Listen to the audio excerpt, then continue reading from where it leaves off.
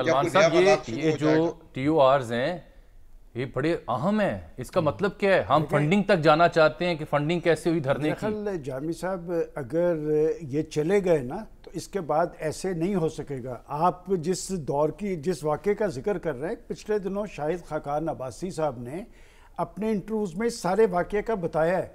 हुकूमती रिट नहीं थी और वो जो कानून की हुक्मरानी का एक तसव्वुर था वो मजरू होता नज़र आ रहा था।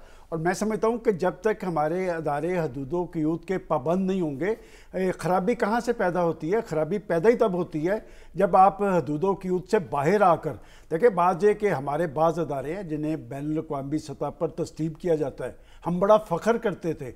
आखिर कुछ अदारों की जो एक रिप्यूट थी वो मजरू हुई है। क्यों कर हुई है? देखिए, गलती अफराद करते हैं लेकिन उनके असरात अदारों पे होते हैं। मैं समझता हूँ कि पाकिस्तान की सुप्रीम कोर्ट ने अगर ये फैसला किया है, एक कमीशन बनाया है, उसके TORs आए हैं, तो ये किस लिए है? ये उनकी नेक नीति है कि पाकिस्तान के अदारे हदूदों की के पाबंद हों। मुझे ये यकीन है कि ये जो TORs हैं इसमें सरकार का मुकम्मल ताउन हासिल है। कुछ रोज़ पहले शाहिद खाकान अब्बासी साहब ने बताया कि मैं प्राइम मिनिस्टर था, वज़ीर दाखिला एहसन इकबाल थे, हम उनसे कह रहे थे कि ऐसे ना किया जाए, लेकिन उनकी नहीं सुनी जा रही थी। इसका मतलब गवर्नमेंट की अपनी कोई रिट नहीं थी।